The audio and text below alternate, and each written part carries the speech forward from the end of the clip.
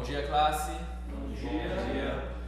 Bom, hoje a gente vai estar estudando sobre fundamentação bíblica da missão no Antigo Testamento. Eu utilizei um livro de apoio que é Missão no Antigo Testamento, de Walter C. Kaiser Jr. Esse livro aqui eu sugiro que todos vocês comprem. Essa aula que eu promovi aqui, ela é um resumo bem curto desse livro, que é um resumo bem curto do Velho Testamento. Então eu encorajo vocês a comprarem, porque ele vai dar uma outra visão. Para mim foi muito importante a leitura desse livro, que ele amplificou aquilo que eu tinha de revelação, tinha de entendimento, e eu espero contribuir nesse sentido, poder compartilhar um pouco mais daquilo que eu entendi do livro e nós aqui possamos entender de fato como foi relevante missões no Antigo Testamento, aonde iniciou, como iniciou e é isso, pessoal. Bom, o propósito da aula eu escrevi aqui, mas está descrito no mini resumo que eu passei para vocês: ensinar que o povo de Deus sempre teve o propósito de viver e manifestar a sua glória aos gentios, e entender que missão é uma tarefa de todo o povo da aliança desde o seu início, e nos conscientizarmos da importância e relevância na vida em demonstrar Cristo ao mundo. Então, eu espero com essa aula cumprir esses propósitos para vocês. E eu inicio com duas perguntas aqui. Não foi o plano de Deus no Antigo Testamento dar sua mensagem de salvação exclusivamente ao povo judeu em primeira mão? Queria que vocês me respondessem isso. E se Abraão foi o primeiro a receber o alvo, todos os povos? Na opinião de vocês, o povo judeu ele recebeu exclusivamente, ou seja, ele recebeu a revelação de Deus, a revelação do Senhor, o único Deus, exclusivamente, e depois, acidentalmente, ou como um plano B, Deus quis, bom, já que o povo judeu ali não está querendo, não está me servindo como deveria, eu vou também expandir isso para os gentios. Tipo, olha, não foi o plano inicial. O que vocês acham sobre isso, quando vocês pensam sobre essas perguntas? Não, exclusivamente não, né? Até porque a gente vê que você vê Ruth e Raabe, entendeu? Elas também pertenceram. Eles foram escolhidos, né, para ser os mensageiros, mas não foi uma coisa exclusivamente para eles, né? Legal. Isso mesmo. E vocês acham que Abraão foi o primeiro a receber a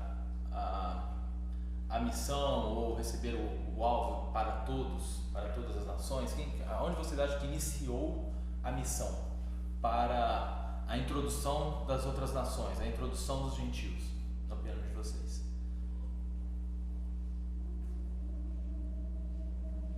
Eu acho que de certa forma como época o evangelismo é uma missão. Como época, não o evangelismo por si só, mas manifestação de Deus fazer conhecido. Foi quando que iniciou, assim, eu digo para outras nações. Quando que vocês acham que de fato iniciou? Se iniciou em Abraão, se foi um pouco mais para frente, se foi em Gênesis? A primeira vez que eu me recordo não é. Talvez. Sei que você já ouviu. Noé? Aham. Foi um pouquinho antes. Talvez em Abraão Deus fala, né, que vai ser bênção para todos os povos, né, que vão crescer. Agora antes. Pra mim foi pra Eva lá no. Adão e Eva. Pra cobra lá no jardim, entendeu? Quando ele já fala quem virá, já tá falando ali que. Né, já tá no plano da salvação ali. É isso mesmo. Eu queria que vocês abrissem, duas pessoas lessem, se bem que no resumo eu acho que eu coloquei. Queria que alguém lesse Gênesis 12:3 e Gênesis 3:15. Eu vou ler o 12 e 3. E abençoarei os que te abençoarem, amaldiçoarei os que te amaldiçoarem, e em ti serão benditas todas as famílias da terra. E Gênesis 3:15.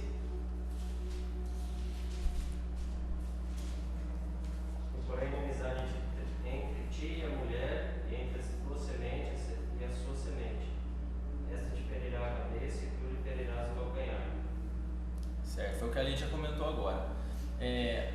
nessa passagem de Gênesis 3,15, Deus ali, ele já cita a missão, o que ele iria fazer como um certo antídoto do pecado que aconteceu ali com Eva e Adão. Então, a base iniciou em 3,15. Então ali é a base, é o fundamento. Em Gênesis 12,3, quando Deus fala com Abraão, só está amplificando, mas ele não mudou. Lá é como se ele tivesse dado um zoom. Olha, em cima disso que eu falei em Gênesis 3,15, em cima disso, Abraão, você será bendito, a sua semente será bendita em todas as nações. Então assim, é o que a gente lê aqui, ó. Em ti serão benditas todas as famílias da terra. Então Deus fala isso para Abraão. Em que época? Quando a gente pega ali de Gênesis 1 a 11, a gente vê vários acontecimentos, vê a questão do dilúvio, de Noé, etc. E Gênesis 10 cita 70 nações que habitavam ali na terra. Então, para quem que Abraão, aliás, as famílias, né, a semente de Abraão seria bendita para as famílias da terra? Que famílias? Essas 70 nações.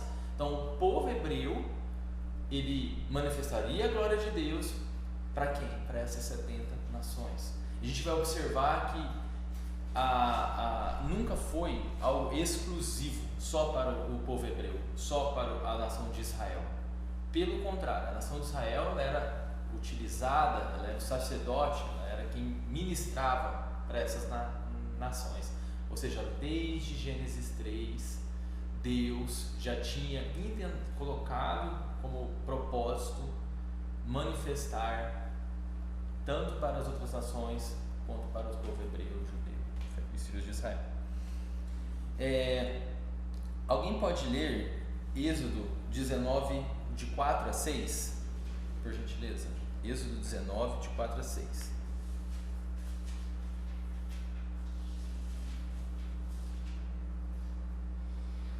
Vocês viram com seus próprios olhos o que eu, o Senhor, fiz com os egípcios e como trouxe vocês para perto de mim, como se fosse sobre as asas de uma águia.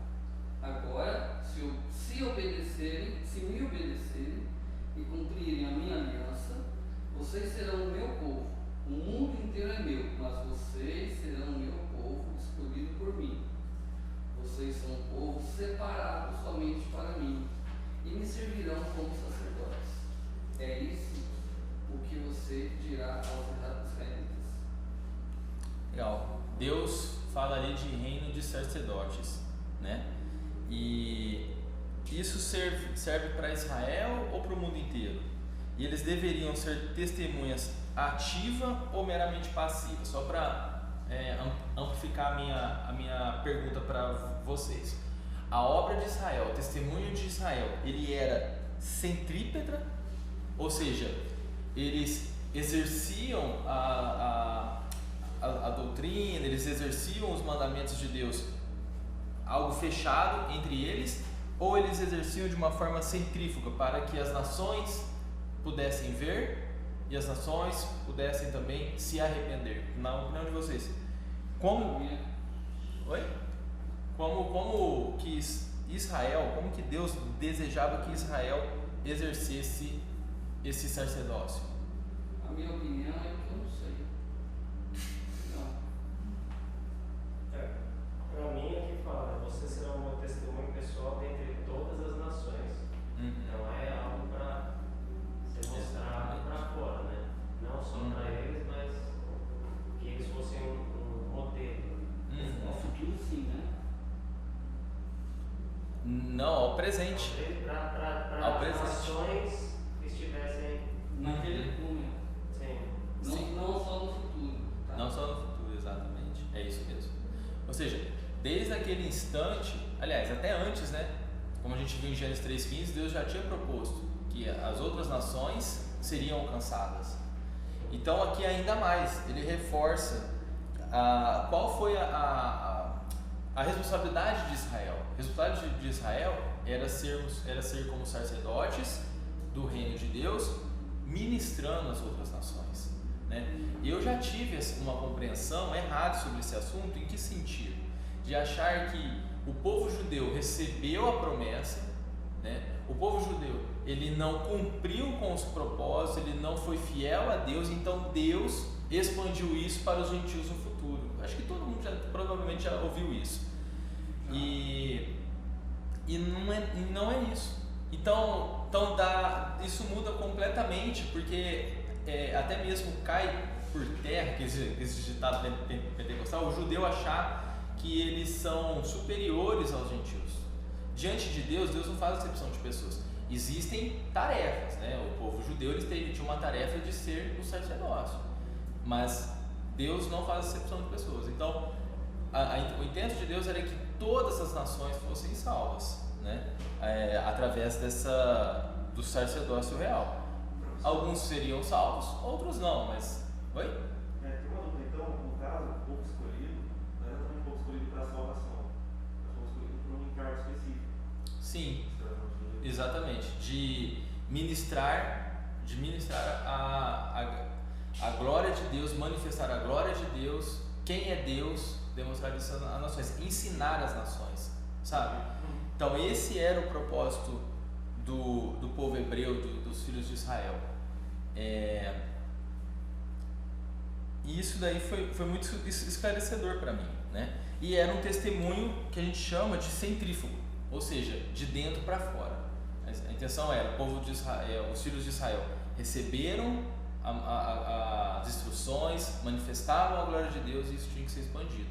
E a gente vai ver isso em todo o Velho Testamento. Depois, quando você põe esse óculos, vamos dizer assim, e começa a perceber as coisas assim, você começa a cruzar fatos. No Egito, por exemplo, a gente vai estudar aqui que na saída do Egito, muitos egípcios foram com os filhos de Israel, porque viram a glória de Deus, viram as obras, as pragas que Deus levou ao povo do Egito, julgando não é governador, o faraó, e foram com os filhos de Israel.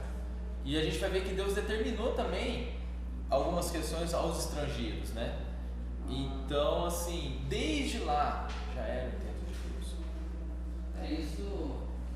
Esse fato nos leva a confirmar de que as pessoas nos veem a nossa vida e se interessam em saber por que somos diferentes, né? Com certeza.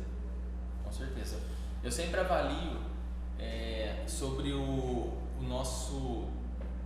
a nossa dedicação com Deus com as pessoas externas.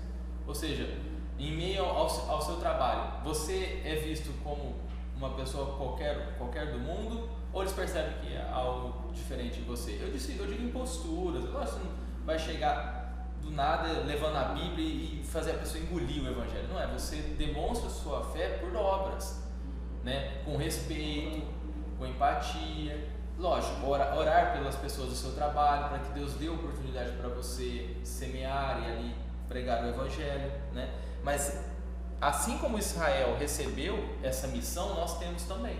A gente vai ver na próxima aula com o pastor Domingos sobre missão no Novo Testamento. Vocês vão ver que está totalmente amarrado, não mudou, sempre foi o plano de Deus, tá? Alguém lê para mim, talvez esteja no meu material, Atos 13:47, é Paulo falando com os judeus em Antioquia. Atos 13:47, e alguém abre Isaías 49:6. Posso ler Atos? Juliados, pode ler, por favor. Porque o Senhor assim não determinou, eu te constituí para a luz dos gentios, a fim de que sejas para a salvação até os confins da terra. Certo, Paulo ele está defendendo o apostolado dele, que é pregar para os gentios, né? Isso a gente está falando na época do Novo Testamento, falando diretamente com os judeus. E por mais que a gente perceba que é muito claro no Velho Testamento que Deus queria outras nações, os judeus daquela época, os fariseus, eles achavam que era uma blasfêmia levar a pregação aos samaritanos, aos gentios, aos publicanos, etc, etc. Então Paulo defendeu o seu apostolado, a sua missão, com um texto de Isaías 49:6. Alguém pode ler? Isaías 49:6. E ele diz: para você é coisa pequena demais ser meu servo para restaurar as tribos de Jacó e trazer de volta aqueles de Israel que eu guardei. Também farei de você uma luz para os gentios, para que você leve a salvação até os confins da terra. Certo? Então Paulo... Estava dito lá, então... Exatamente. Paulo ele se defendeu utilizando Isaías 49:6, né? E eles assim, ainda assim, por isso que eu falo, a revelação é do Senhor, é do Espírito Santo. Mesmo assim, eles ouvindo isso, está escrito lá no Pentateuco deles, eles ainda, no Pentateuco não, na Torá, né? Pentateuco é os 5 livros, na Torá eles ainda assim não consideravam Paulo como um apóstolo verdadeiro. Então, nós podemos dizer que a fonte da atividade missionária mundial está enraizada no chamado à nação de Israel, no Antigo Testamento, que seria então estendida a todos os que creem, em todas as épocas. Então, desde lá de trás, Deus já intentava gentios, já de Gênesis 3,15. E o chamado do apóstolo Paulo, ele se assemelha aos chamados de Jeremias, Isaías, né? E eu coloquei aí Gálatas, se alguém puder ler Gálatas 1:15-16, Isaías 49:1 e Jeremias 1:5. Eu acho que está no meu material.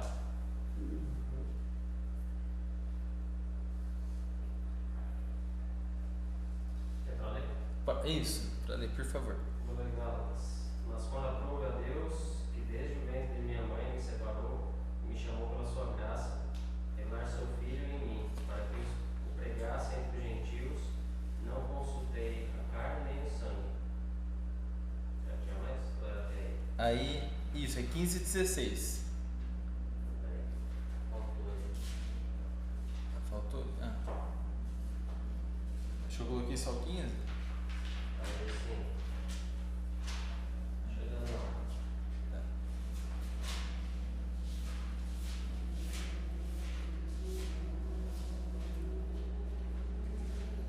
Gálatas. Mas Deus nos separou desde o ventre materno e me chamou por sua graça, quando lhe agradou, revelar o seu Filho em mim, para que eu os anunciasse entre os gentios. Não consultei pessoa alguma. É isso aí que quis dizer. Certo. O próximo é Isaías 49:1. Ouvi-me terras do mar e vós, povos de longe, escutai. O Senhor me chamou desde o meu nascimento, desde o ventre da minha mãe, fez menção do meu nome. Ouvis povos, como inicia o versículo? Não entendi. Como que inicia o versículo? Terras do mar e vós, povos de longe. Então, ele não está falando uma mensagem especificamente para Israel, ele está falando para todas as nações. Isso é Velho Testamento, Antigo, né, que a gente chama, Antigo Testamento. Jeremias 1:5, capítulo 1, versículo 5, alguém pode ler? Antes de formá-lo no ventre, eu escolhi. Antes de você nascer, eu o separei e eu designei profeta às nações. Profeta às nações, novamente plural ali, não é a nação. Então, notem que o foco e a missão que os profetas estavam recebendo ali não era especificamente para Israel, mas era para todas as nações como um todo. Então, permanece que o fato de que sempre foi o propósito de Deus que todos, tanto gentios quanto hebreus, judeus, etc., recebessem e tivessem conhecimento da pessoa e da obra de Deus. E depois tivesse o conhecimento do Messias, né? Porque ali naquela época o povo de Israel estava recebendo a promessa que viria o Messias, que essa promessa veio da onde? Gênesis 3,15, quando Eva e Adão pecaram e Deus disse, né? Em Gênesis 3,15 fala: e por inimizade entre ti, né, a serpente e a mulher, entre tua semente e a sua semente, essa te ferirá a cabeça e tu lhes ferirá o calcanhar, ou seja, a semente dela, que é Jesus, ferirá a cabeça de Satanás, né? Ainda que com dor, ou seja, a igreja, eu acredito que a igreja seria ainda perseguida, etc., haveria dor por conta disso, mas que saía vitorioso nosso Senhor. E o item 3 aqui da nossa aula eu chamo de os agentes de Deus. O que é a missão, segundo o conceito de missão? A missão é uma ação de ser enviado com uma comissão de executar a vontade de um superior. Então, repetindo, a ação de ser enviado com uma comissão de executar a vontade de um superior. Quem é o superior aqui? É Deus, nosso Senhor. É Deus quem comissiona e é Deus quem envia. E os agentes mais utilizados nesse ofício foram os profetas. E ali, gente, eu citei N, mas sim, o Antigo Testamento inteiro tem muita coisa, mas eu até aconselho, leiam o Antigo Testamento, tenham o hábito, né? Eu compartilho que eu já li a Bíblia várias vezes e eu sempre, a primeira visão que eu tive do Antigo Testamento é aquela, como é que chama? Aquele preconceito que tem, né? Assim, você vai ver uma coisa que não vale mais? É antiquado, isso não serve para as nossas épocas e tal. Mas eu compartilho com vocês que quando a gente lê o Antigo Testamento e vê o Novo, a gente vê o cumprimento. Mas é o link. Isso, a gente vê o cumprimento. No Novo Testamento a gente vê muita coisa sábia, interessante, coisas novas. Mas quando você vê o Velho, pelo novo seu cumprimento, você já vê muito fundamento, muita base. Em Eclesiastes, Provérbios, na história de Israel. Quando a gente vê a história de Israel, inúmeras vezes ela caindo no obedecer a Deus. Deus vai lá e disciplina, e depois levanta um outro homem, começa a pregar. Aí a gente olha que o homem nunca mudou em relação à questão da luta do pecado. A gente percebe, a gente vê ele se errando e fala, gente, se não fosse o Espírito Santo na minha vida, seria igual, né? Então ali você tem muita aprendizagem. E eu citei aqui várias passagens, mas o intuito aqui é encorajar vocês a lerem o Velho Testamento. E tal acontecimento aconteceu outras vezes na história de Israel. A gente vê também os profetas, eles eram levantados para trazer muitas vezes juízo e condenação às outras nações e também salvação, como a gente vê em Jonas. Tem um CCB de Jonas e estão estudando isso, né? Então a gente vê profetas levantando-se contra Israel porque eles estavam em pecado, disciplinando, né, levando a mensagem de Deus, e a gente vê também entre as nações uma forma de que Deus quer que não só os filhos de Israel, mas também as outras nações estivessem alinhados com a vontade dele, com o propósito dele. A gente podemos citar Amós, Ezequiel, Isaías, Jonas. Tem um livro, Obadias. O livro de Obadias é um juízo contra Edom, para que o que aconteceria com eles, etc, que Deus estava falando, né? E é uma oportunidade de arrependimento. Quando Jonas foi levar a mensagem para Nínive, a cidade toda se converteu. E se eu não me engano, eram 120 mil habitantes, algo assim. Era uma cidade grande, né? Na época era considerado uma cidade com muitas pessoas. Então, os agentes de Deus, normalmente, mais usualmente, são os profetas. E também Deus, ele promove missões pela história de Israel. Então, assim, quando a gente observa lá que Israel teve 2 exílios, né? O primeiro exílio foi foi o exílio dos assírios, né? Com as 10 tribos. E depois nós tivemos o exílio babilônico, 586 anos antes de Cristo, com Judá. Nesses exílios, olha como que Deus é maravilhoso. Deus utiliza até utiliza todas as situações para manifestar a sua glória. Por quê? Dentro desses exílios existiam pessoas que eram chamadas estrangeiros, gentios, etc. E existiam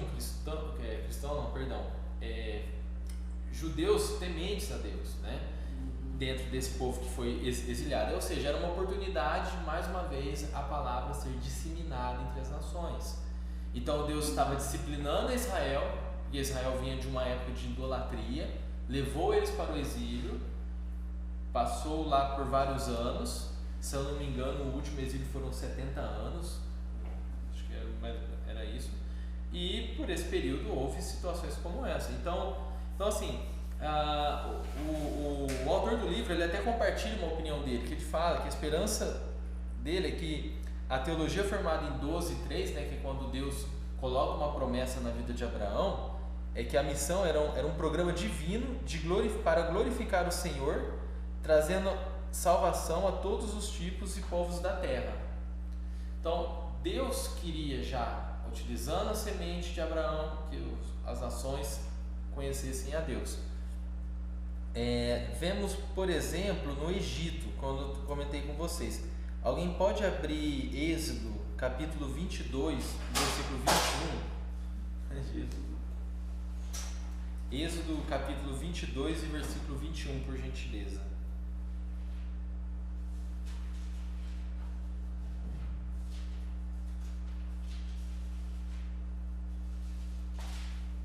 Êxodo 14? Não, é 22, versículo 21. E alguém abre Levítico 19, 33, por favor.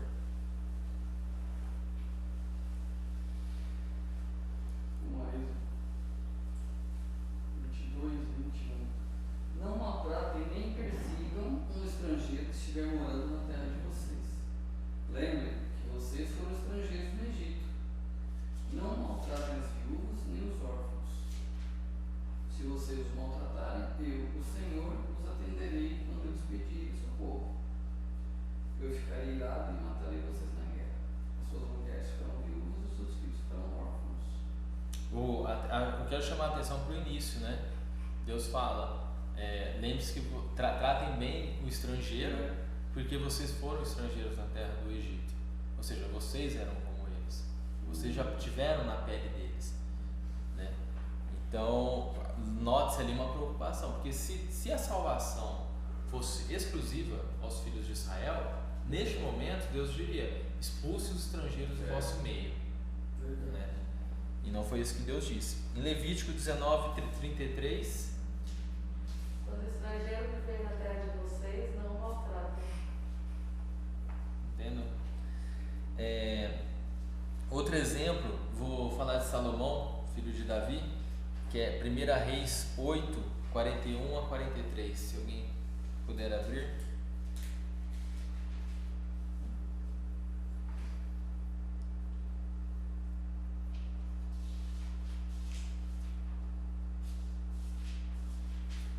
Também ao estrangeiro que não for do teu povo de Israel, porém vier de terras remotas, por amor do teu nome, porque ouvirão do teu grande nome e da tua mão poderosa e do teu braço estendido, e orar, voltado para essa casa, ouve tu dos céus, lugar da tua habitação, e faze tudo o que o estrangeiro te pedir, a fim de que todos os povos da terra conheçam o teu nome, para te temerem como o teu povo de Israel, e para saberem que esta casa que eu edifiquei é chamada pelo teu nome. Amém. Salomão, ele fez um templo, né? Sabia-se que Deus não habita em templo feito por mãos humanas, mas ele fez um templo ali como um modo de adoração a Deus, para que as pessoas ali vissem, conhecessem a glória de Deus. E essa passagem aqui ele está falando especificamente do estrangeiro, mas se você ler toda essa passagem, você vê que ele também fala isso para os filhos de Israel, ou seja, a mesma atenção que Deus deveria fazer quando o estrangeiro orar ao Senhor, glorificar ao Senhor, seria a mesma para os filhos de Israel, para o povo hebreu.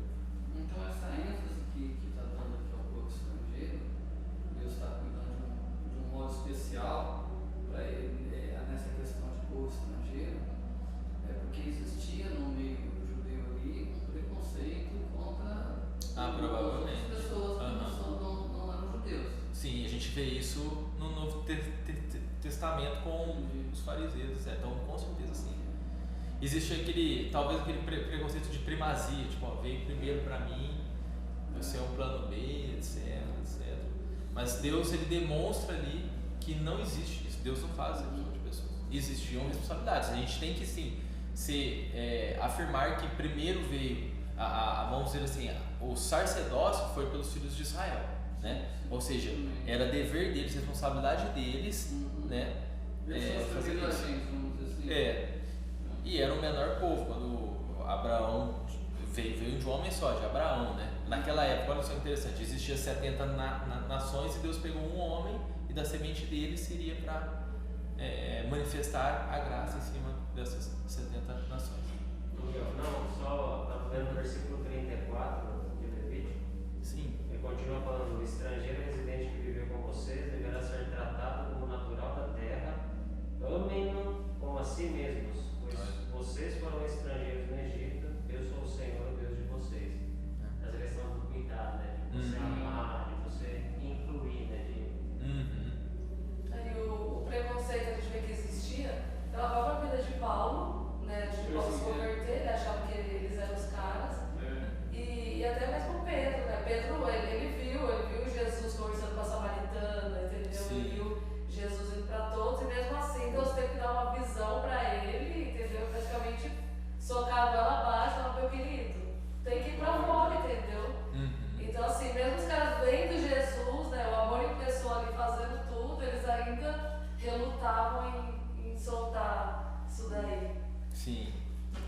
passagem mesmo depois da ascensão de Jesus, né? Que Paulo exortou a Pedro, né? Porque ele estava conversando com alguns gentios, chegou, se eu não me engano, uns fariseus, acho que judeus, chegou alguns judeus, ele deu uma afastada ali dos gentios, aí Paulo exortou ele, por que você está se afastando dos gentios, etc. Tinha isso, uma questão de preconceito. E a gente vê que desde lá de trás Deus se importava, ou seja, para Deus já estava no plano, já era missão, já estava em Gênesis 3,15, quando Deus estabeleceu que da igreja viria uma semente, né? De Eva viria uma semente, que seria a igreja, Jesus Cristo, né? Que pisaria na cobra, né? Que é Satanás. Desde lá de trás existia, no propósito de Deus, expandir isso para os gentios e todas as nações. Eu queria ler mais um texto, se alguém pudesse abrir, Deuteronômio 28, 9 e 10, por gentileza. Só um pouquinho. Sim. Achei, sei lá, estou pensando nisso aqui. Quanto ao estrangeiro que não pertence ao teu povo de Israel, né? Uhum. E que vejo uma terra distante. Agora vem, por causa do teu nome. Esse por causa do teu nome é que está me intrigando aqui. Qual passagem você está lendo? Primeira Reis aqui. Primeira Reis, 8, 41, 43? Por causa do teu nome, o nome fala de pessoa, por causa da tua pessoa, por quem tu és, entendeu? Então assim, porque eu ia fazer essa pergunta no final. Não, eu vou fazer ainda, senão vai mexer na minha conclusão. Mas tem uma pergunta que eu vou fazer no final que está associada à pessoa de Deus. Senão vou dar spoiler. Mas aí vai fazer sentido. Por que Deus escreveu isso daí através da vida de Salomão? Eu posso ler o texto de Deuteronômio? Fiz 28, 9 e 10. O Senhor te constituirá para si um povo santo, como te tem jurado, quando guardares os mandamentos do Senhor, teu Deus, e andares nos seus caminhos. E todos os povos da terra verão que és chamado pelo nome do Senhor, e terão medo de ti. Então, o que a gente percebe nessa passagem? Que a bênção de Deus sobre Israel não foi para auto-engrandecimento dela, foi para que as nações fossem temê-lo e adorá-lo e respeitá-lo.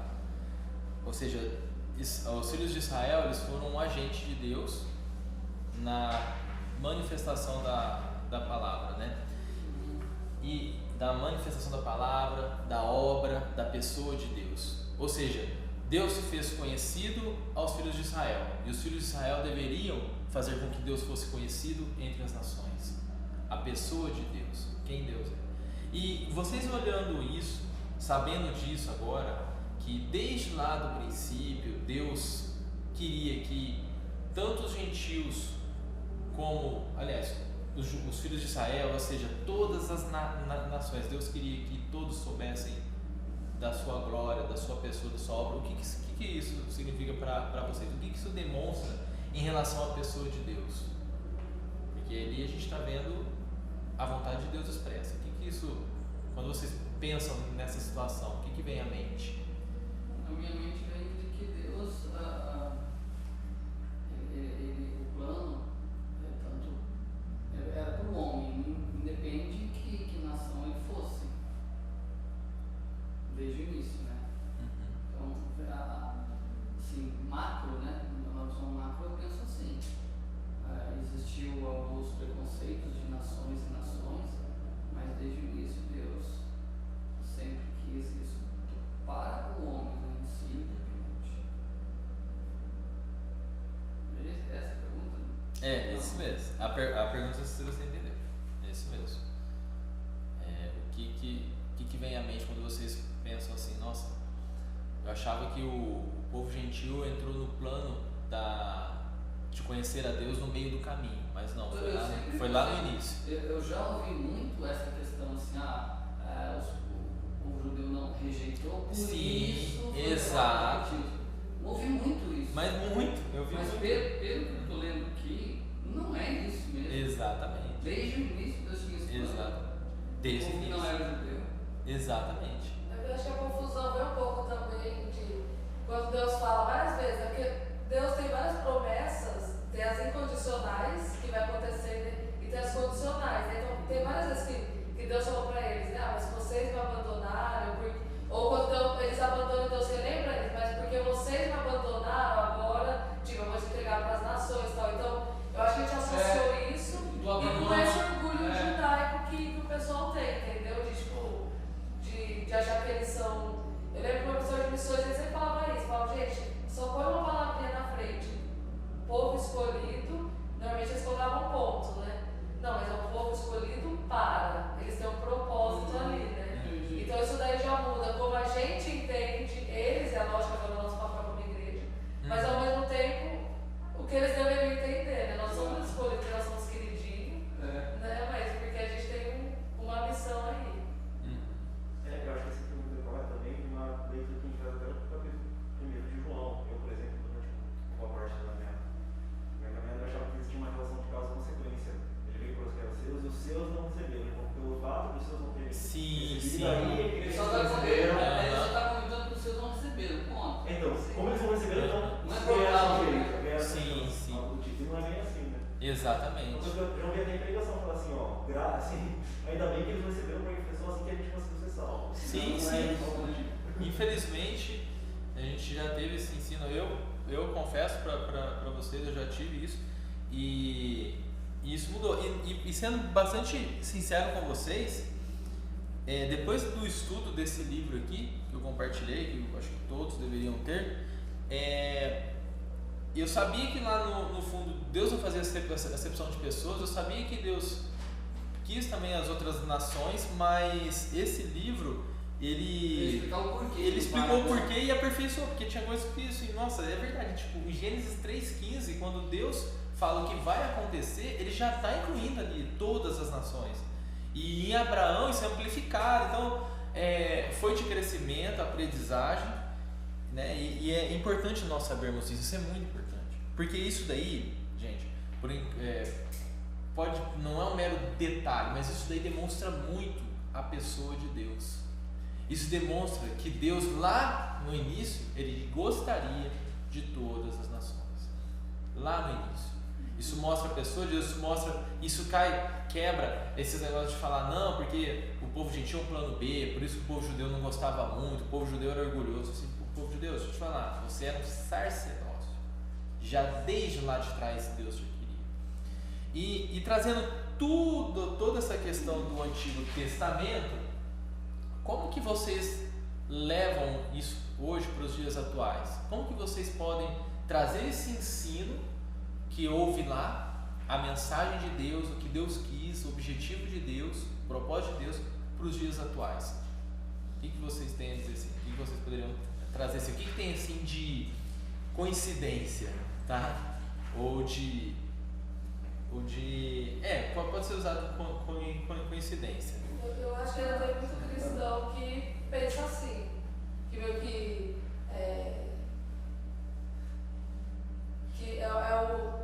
tem um orgulho judeu, entendeu? Porque a gente sabe que tem uma linha de cristãos, ainda mais aqueles que são bem fortes assim, nessa questão da predestinação, que é meio que assim, tipo, eu já fui escolhido, então meio que. Basta os outros, né?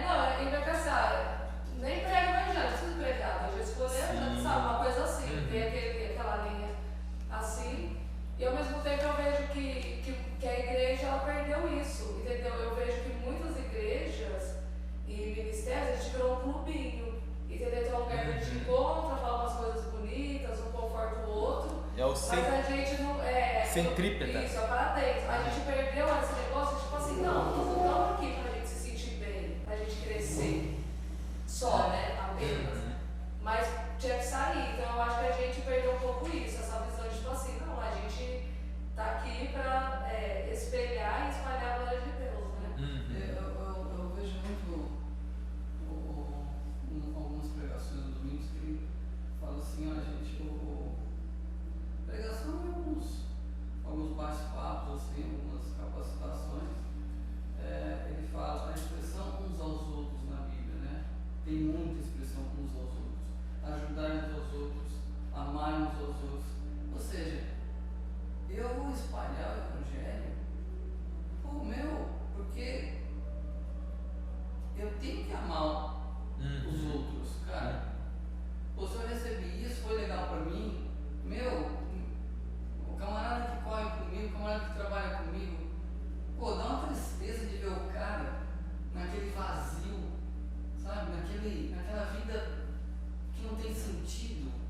Aí eu fico pensando, nossa, não que a Bíblia chama de morte, né? Que está vivendo em morte. Sabe, isso deve incomodar o verdadeiro cristão, sabe? Então eu entendo que, assim como Deus amou todos, o homem em si, lá no começo, independente das nações, você tem que amar também, cara. Entendeu? Em Tiago, a epístola de Tiago fala muito sobre demonstrar a sua fé através das obras. Você não é salvo pelas obras, você demonstra sua fé através das obras.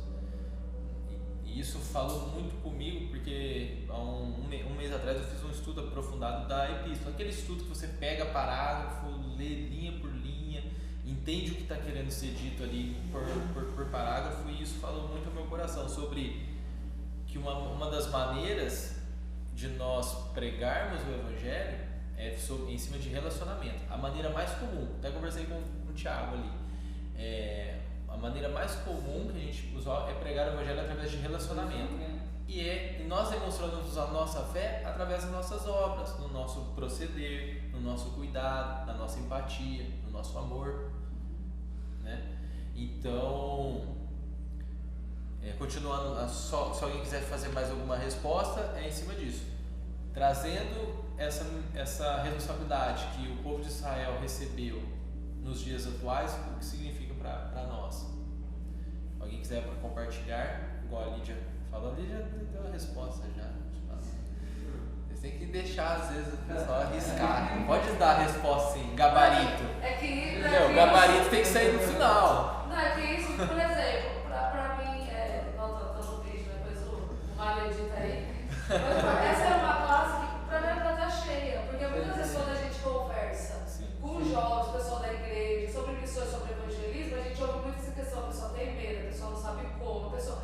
Aí quando a igreja dá uma oportunidade, tem 5 pessoas, entendeu? Então assim, você vê que, sei lá, a gente também, né, dá esse desespero, estando lá o tempo que a gente passou fora, e você vê quanta oportunidade tem, sabe? Chega a dar e não tem gente. Aquele versículo que a seara, né, grande falta de trabalhadores, é um versículo que grita lá, entendeu? Mas a gente foi muito bem lembrado, né, com os amigos que eram missionários na Jordânia e almoçaram com a gente uma vez em Chico, mas falaram assim, mas o que fala lá no final? Pra gente não se desesperar, pra gente não trabalhar o dobro, mas orar, né? Orar para que o Senhor mande os trabalhadores. Então assim, eu acho que a gente, sabe, essas conversas tem que, a nossa primeira motivação é orar, falar, não, Deus, o Senhor tem que levantar mais gente, entendeu?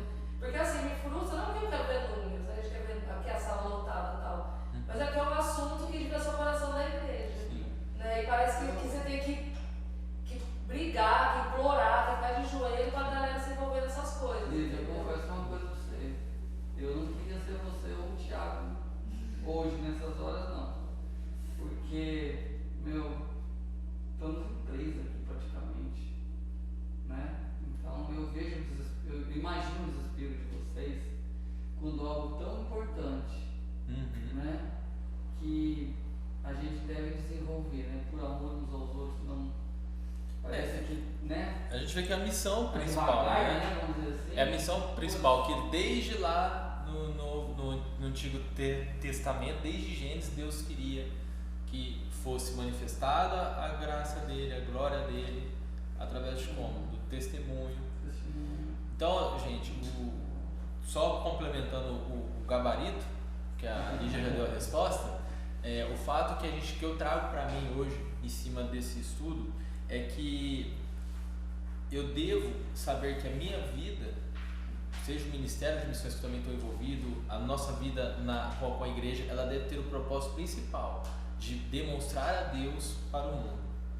Demonstrar a Deus no nosso trabalho, demonstrar a Deus dentro da nossa família, demonstrar a Deus dentro dos nossos relacionamentos, porque foi isso desde lá de trás que Deus intentou aos filhos de Israel, desde lá de trás. Antes mesmo de existir Israel, que era Abraão, antes mesmo de Abraão, Deus já quis isso.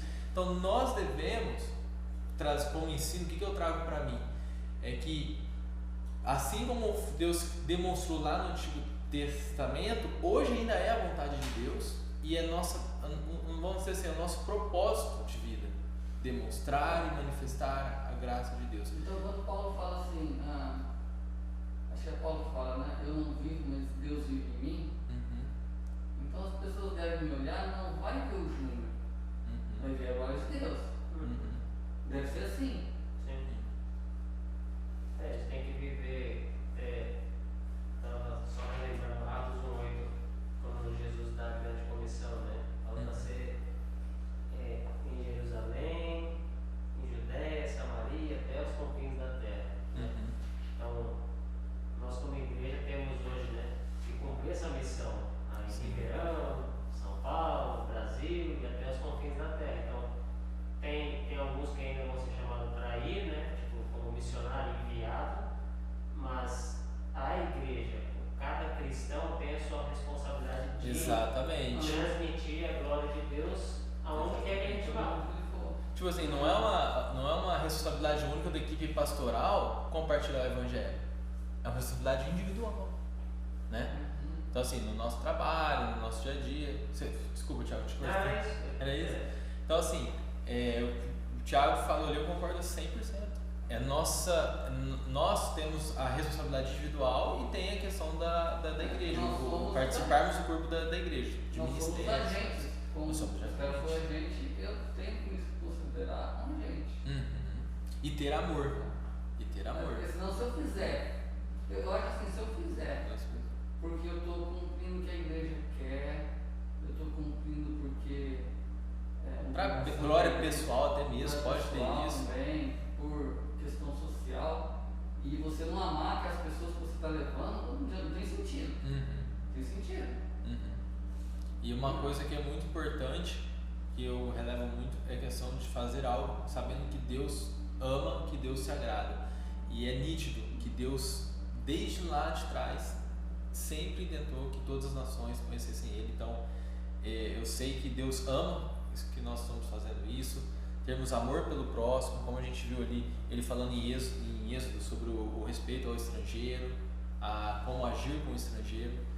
E quem são os estrangeiros? Né? A gente é considerado o povo santo, que é o povo separado, certo? Separado para Deus. Quem são os estrangeiros? Todos que não conhecem Deus, são estrangeiros entre nós. Exatamente. Nós éramos estrangeiros. Nós éramos estrangeiros.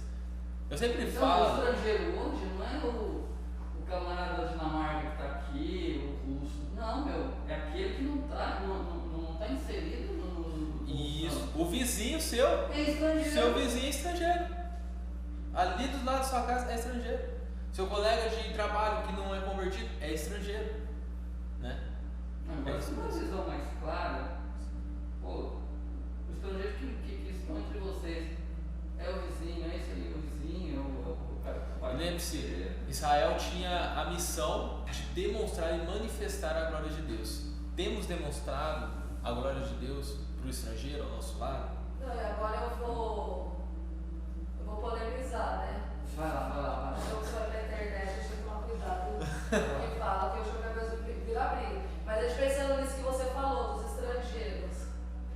Se a gente pensar em comunidades, né? Que são fora a comunidade cristã. Só comunidade, tá? Eu falei, e essas pessoas entram na igreja. Isso eu falei, voluntariado, eu não vou ficar citando, não vou ficar dando títulos.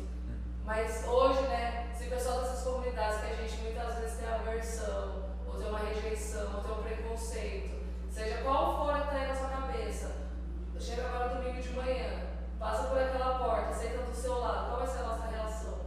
Será que nós, como igreja, a gente tem recebido pelos estrangeiros? Né? Então é uma pergunta que eu deixo, né?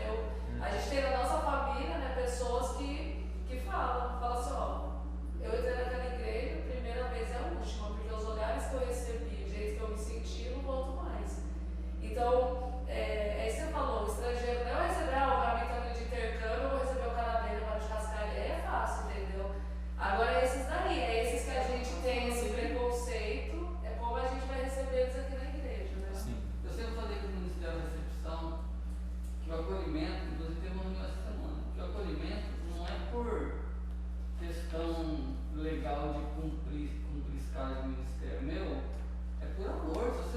vier aqui por amor, para não, hoje eu vou chegar cedo lá porque eu quero deixar aquela igreja bacana, que eu quero receber bem, a pessoa se sentir acolhida, amada. Não tem sentido você estar no ministério, meu, sabe? É bem isso mesmo. Amém. E só para concluir, eu coloquei aqui conclusão e desafios. Ter a convicção que o cumprimento da grande comissão está relacionado ao nosso testemunho de fé, o qual revela ao mundo sobre Deus e sua obra. Ou seja, foi o que a gente compartilhou aqui, né? Temos a convicção que o nosso portar, o nosso testemunho, ele faz parte da grande comissão, porque é através dele que nós vamos manifestar a Deus. Ler, estudar e aprofundar na leitura do Antigo Testamento para uma compreensão ainda mais nítida sobre missões. Ou seja, as pessoas acham que missões aconteceu quando Jesus subiu aos céus e deu a grande comissão lá, né? Não, é o Velho Testamento, o Antigo Testamento, que lá vocês terão uma compreensão mais nítida também. E refletir sobre os nossos relacionamentos com familiares, amigos, colegas de trabalho tem sido intencional no tocante à pregação do Evangelho. O que eu quero dizer com isso? Intencional a pregação do Evangelho. Às vezes você pode ter um relacionamento com uma pessoa de trabalho simplesmente porque ela vai executar um serviço para você e vai te ajudar em tal situação.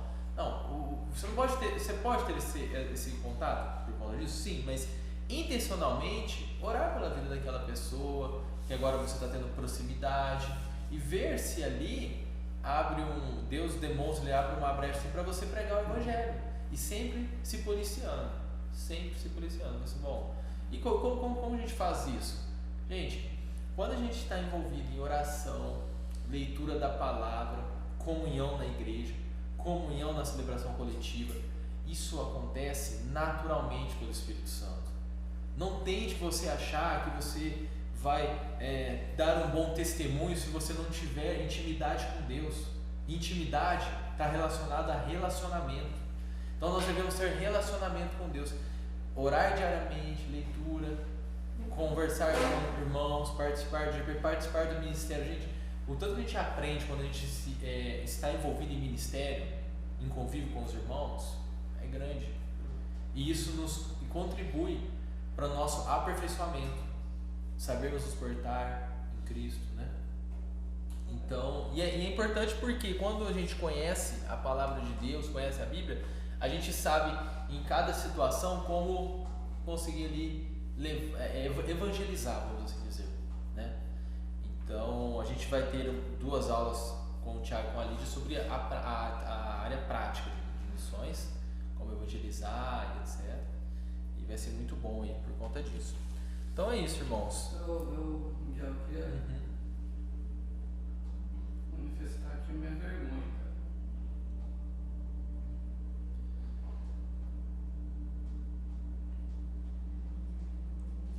Eu me sinto envergonhado, sabe? Não só você, Júnior. Eu também sinto muito. Para mim foi muito importante tudo isso, ter participado desse estudo, dessa aula. Eu sempre falo que é um privilégio servir, porque quando você serve, você cresce muito. E houve muita reflexão, né? Mas glória a Deus, porque Deus, Ele revela para nós e nos molda ao caráter de Cristo. Então, o que é vergonha vai se transformar em glória para Deus, porque hoje você enxerga e fala assim, bom, eu sei que eu tenho que melhorar aqui, aqui e ali, não só você, mas todos nós. Eu sei que todos nós podemos melhorar, né? Então, glória a Deus por isso, glória a Deus pela sua obra, glória a Deus pela capacitação, pela revelação, né? E que o Senhor nos conduza ao cumprimento dessa grande comissão, porque o Senhor é merecedor de toda a honra e toda a glória. Amém? Vou encerrar com uma oração e depois a gente faz a despedida. Senhor, amado Deus, amado Pai, te louvamos e te agradecemos, ó Deus, pelo Senhor ter aqui nos compartilhado conosco, Pai, nos ensinado um pouco mais sobre a sua grande comissão, sobre o que estava desde lá no início, Senhor Deus. Desde quando Eva e Adão pecaram, o Senhor ali demonstrou que a sua vontade é que viesse através, né, dos profetas, através da nação de Israel, que o Senhor compartilhasse a tua pessoa, a tua obra, quem tu és para todas as nações. Então te louvamos por isso, ó Deus, te louvamos porque o Senhor nos fez conhecer isso e que nós possamos levar isso como prática na nossa vida. Nos dê sabedoria em como agir no nosso trabalho, na nossa família, com os chamados estrangeiros dos dias atuais, tendo amor, empatia por todos eles, ó Pai, porque todas as almas necessitam de Ti, Pai. Usa a nossa vida, Pai, como ferramenta, como corpo de Cristo, usa, Pai, porque quando vivemos uma vida de propósito ao Senhor, Pai, vivemos pelo motivo que fomos criados, pelo motivo que viemos a este mundo. Então, Senhor Deus, nos usa, porque fazendo isso, nós seremos felizes em Ti, Pai. Nos capacita, nos direciona e nos ilumina, Pai. Assim te louvamos e te agradecemos em nome do Teu Filho amado, Jesus Cristo. Amém. Obrigado, pessoal, pela aula.